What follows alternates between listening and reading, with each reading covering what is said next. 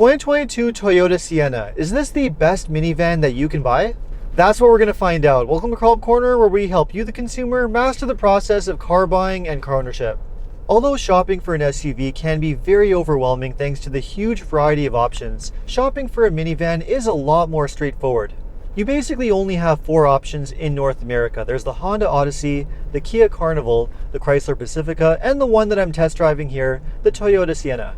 In this video, I'm going to tell you how the Sienna compares against its rivals, and also how it compares against other SUVs, like say the Toyota Highlander.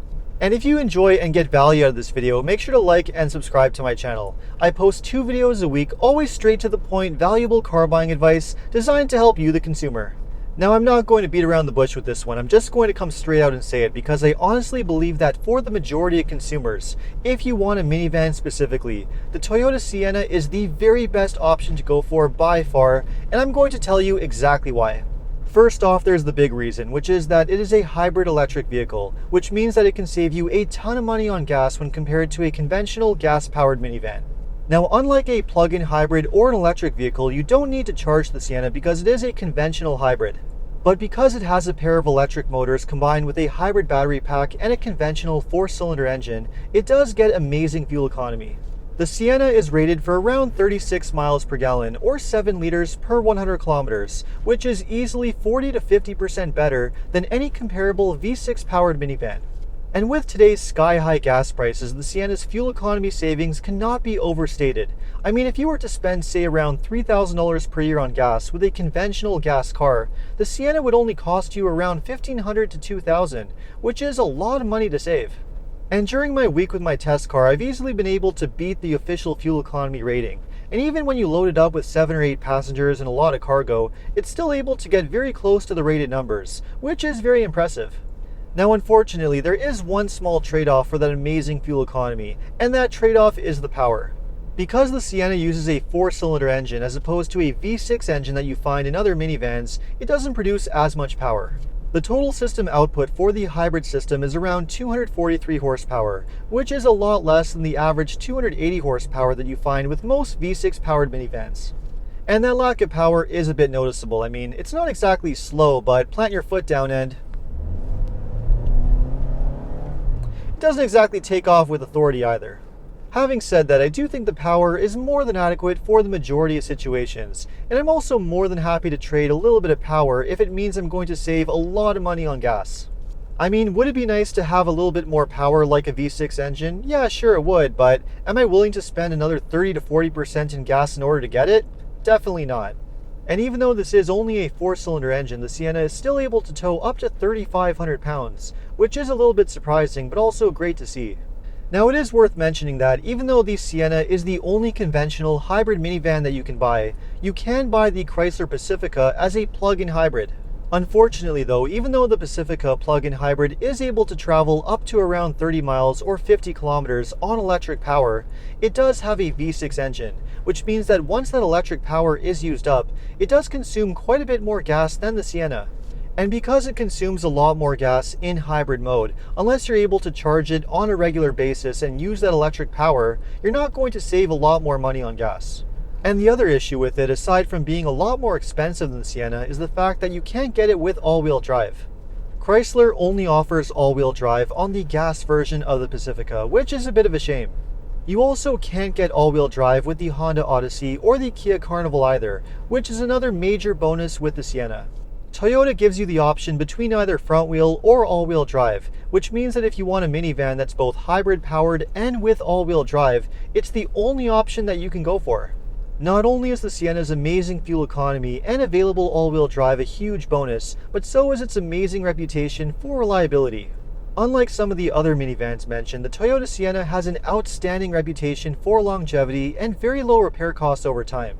As I've mentioned countless times in other videos, Toyota has been making their hybrid systems for well over 2 decades, and they are extremely durable and long-lasting.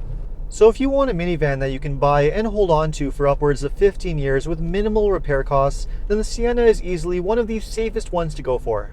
That alone should be a huge selling factor for most, but the Sienna is also a great driving minivan too. The ride quality is very good, it handles very well, and it's just a very easy and comfortable minivan to drive. It also has a very comfortable and well-designed interior too. I'm a huge fan of the control setup inside the Sienna, which is very functional and straightforward to use, something Toyota has always been very good at. All of the climate controls are very well laid out, and you also have a very straightforward touchscreen infotainment system too. The Sienna continues to use the outgoing user interface, which Toyota has just begun to phase out across its lineup. Although the graphics do look quite dated, it does have Apple CarPlay and Android Auto, and it does have a very clear menu structure and is easy to use. The rest of the interior is very well designed and high quality, and you also get plenty of storage space too. Not only do you get tons of cup holders and storage bins, but you also have this huge storage space underneath the center console, which is extremely handy to have. You also get a ton of room in all 3 rows of seats, which of course is one of the main selling points of any minivan. Compared to a similar 3-row SUV, for example, like say the Toyota Highlander, the Sienna has a lot more interior space, especially in the second and third row seats. Although the Highlander might do the trick for some, for those who don't plan to use the third row seats very often, the Sienna is a much more practical vehicle by comparison. It also has a much deeper and much larger cargo area too, and of course you can fold the 3 seats down, giving you even more space. Now there is one disadvantage to the Sienna, which is that whether you go for the 8-passenger version with the second row bench, or the 7-passenger version with the second row captain's chairs, you can't remove the second row seats, which is a bit of a disappointment. All you can do is slide and move the second row seats forward, which does give you quite a bit of space, but not as much space as other minivans that do have the ability to remove the seats. If you're okay with that though, there's no question that this is a very spacious vehicle and a lot roomier than any comparable 3-row SUV, including the Highlander. You can also get lots of neat features with the Sienna, like reclining captain's chairs with ottomans for your feet, lots of connectivity options with USB ports for all 3 rows, sunshades, and even a rear view mirror that has a digital camera. The Sienna also has an excellent safety rating and comes with lots of great safety tech as part of Toyota Safety Sense, which includes features like emergency braking, adaptive cruise control with lane keep assist and auto steer, and blind spot monitoring with rear cross traffic alert. The other thing that's great about the Sienna is the pricing. It ranges from between $37,000 to $53,000 US, or around $42,000 to $60,000 Canadian, which is outstanding value for what you get. I think there's no question that the Sienna has a lot going for it that makes it a much more desirable minivan when compared to any of the alternatives. Take the Honda Odyssey for example. Although it does have a very good reputation for reliability, low repair costs, and high resale value, much like the Sienna, it doesn't have all-wheel drive and also has a V6 engine, so it's going to consume a lot more gas than the Sienna. And then you have the Kia Carnival, which has the same issues as the Odyssey, only sold with a V6 engine and front-wheel drive. Now, unlike the Odyssey, the pricing of the Carnival is lower than the Sienna, but I don't think this is a situation where you're getting better value for your money. Unlike the Sienna, the Carnival doesn't have an established reputation for reliability or resale value either. So even though you might spend a little bit more money on the Sienna initially, because of its much better reputation for reliability, much higher resale value, and the fact that it's going to save you a lot more money on gas, it's most likely going to save you the most money in the end. And that's the thing with almost any type of vehicle purchase. You can't just look at the initial purchase price. You need to look at the reputation for reliability, the likelihood for repairs, the fuel economy, and the resale value. All of these things are very important in determining how much money it's going to cost you overall. Which is why the Sienna is also a much safer option than the Chrysler Pacifica, which is not known for its reliability or its resale value either.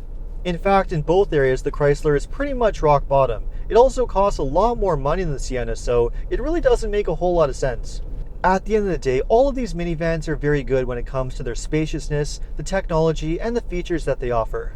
But for the majority of consumers who are just looking to save the most amount of money possible, the Sienna does make the most sense.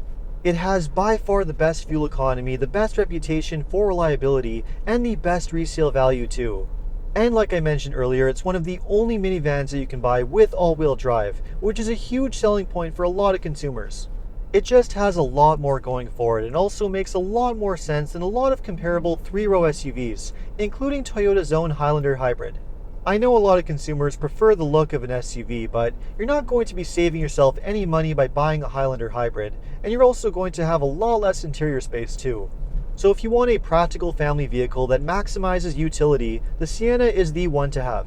So let me know what you think of the 2022 Toyota Sienna. Would you buy it over other minivans or SUVs? Let me know in the comments. And if you enjoyed this video, make sure to like and subscribe. You can also take a look at some of my other car videos by checking out these links over here. Make sure to follow me on TikTok and Instagram. And if you need any additional car buying advice, recommendations, or help with getting a great deal on your next new car purchase, make sure to check out carhelpcanada.com. Thanks so much for watching, and see you next time.